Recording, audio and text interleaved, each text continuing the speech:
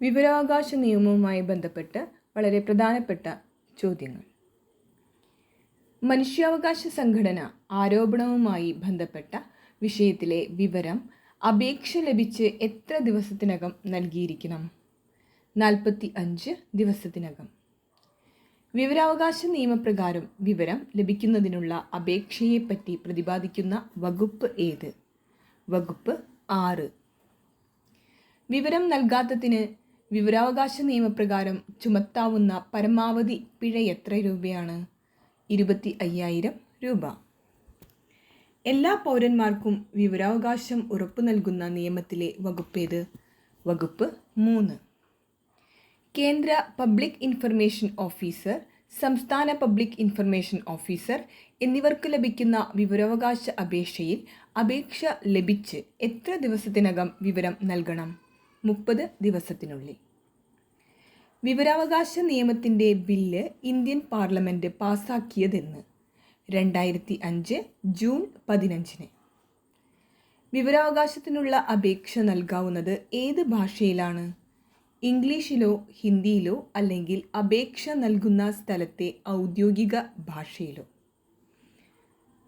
വിവരാവകാശത്തിനുള്ള അപേക്ഷ സംസ്ഥാനത്തിൻ്റേതല്ലാത്ത ഒരു വ്യക്തിയിൽ നിന്ന് നിലനിന്നു പോരുന്ന പകർപ്പവകാശത്തിൻ്റെ ലംഘനമായും എന്ന കാരണത്താൽ നിരസിക്കാൻ പബ്ലിക് ഇൻഫർമേഷൻ ഓഫീസർമാർക്ക് അധികാരം നൽകുന്ന വകുപ്പേത്? വകുപ്പ് 9. ചോദ്യം ഒന്നുകൂടി ആവർത്തിക്കുന്നു. വിവരാവകാശത്തിനുള്ള അപേക്ഷ സംസ്ഥാനത്തിൻ്റേതല്ലാത്ത ഒരു വ്യക്തിയിൽ നിലനിന്നു പോരുന്ന പകർപ്പവകാശത്തിൻ്റെ ലംഘനമാവും എന്ന കാരണത്താൽ നിരസിക്കാൻ പബ്ലിക് ഇൻഫർമേഷൻ ഓഫീസർമാർക്ക് അധികാരം നൽകുന്ന വകുപ്പ്? വകുപ്പ് 9. വിവരാവകാശ നിയമത്തിൻ്റെ വകുപ്പ് 5ൻ്റെ പ്രതിപാദ്യമെന്ത്? പബ്ലിക് ഇൻഫർമേഷൻ ഓഫീസറുടെ നിയമനം. 2005 വിവരാവകാശ നിയമത്തിൻ്റെ ഉള്ളടക്കമെന്ത്? 31 വകുപ്പുകളും 2 അനുബന്ധ പട്ടികകളും. ആവശ്യപ്പെട്ടിട്ടുള്ള വിവരം ഒരു വ്യക്തിയുടെ ജീവനെയോ അല്ലെങ്കിൽ സ്വാതന്ത്ര്യത്തെയോ സംബന്ധിച്ചുള്ളതാണെങ്കിൽ അപേക്ഷ ലഭിച്ച് എത്ര സമയത്തിനുള്ളിൽ വിവരം നൽകണം? 48 മണിക്കൂറിനുള്ളിൽ. നമ്മുടെ ജനാധിപത്യത്തിൻ്റെ സൂര്യ തേജസ് എന്ന് വിശേഷിപ്പിക്കപ്പെട്ട നിയമമേത്? വിവരാവകാശ നിയമം. വിവരാവകാശ നിയമത്തിൻ്റെ ബിൽ നിയമമാക്കാനായി ഒപ്പുവെച്ച ഇന്ത്യൻ രാഷ്ട്രപതി ആര്? APJ അബ്ദുൽ കലാം.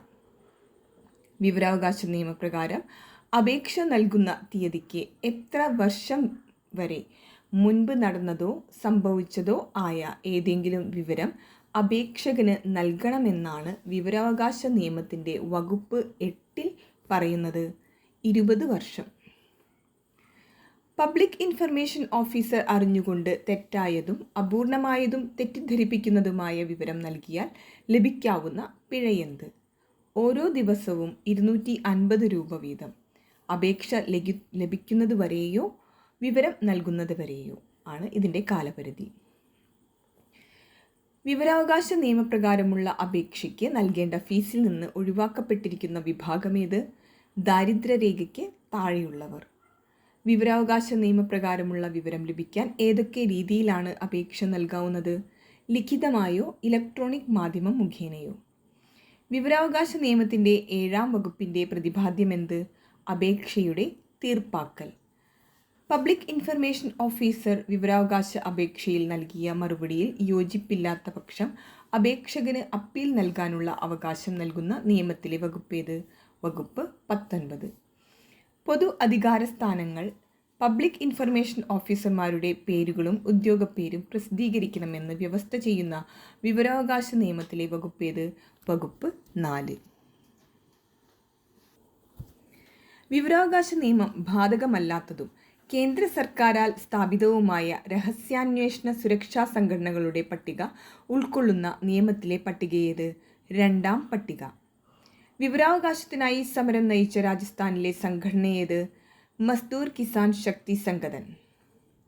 വിവരം വെളിപ്പെടുത്തുന്നതിൽ നിന്ന് ഒഴിവാക്കൽ പ്രതിപാദിക്കുന്ന വിവരാവകാശ നിയമത്തിലെ വകുപ്പേത്? വകുപ്പ് 8. വിവരാവകാശ നിയമം പ്രാബല്യത്തിൽ വന്ന തീയതി ഏത്? 2005 ഒക്ടോബർ 12. വിവരാവകാശ കമ്മീഷനിലെ chief information commissioner, information commissioner, സംസ്ഥാന ചീഫ് ഇൻഫർമേഷൻ കമ്മീഷണർ, സംസ്ഥാന ഇൻഫർമേഷൻ കമ്മീഷണർ എന്നിവർ ചെയ്യേണ്ട പ്രതിജ്ഞയുടെ ഫോറം ഉൾക്കൊള്ളുന്ന വിവരാവകാശ നിയമത്തിലെ പട്ടികയേത്? 1-ാം പട്ടിക.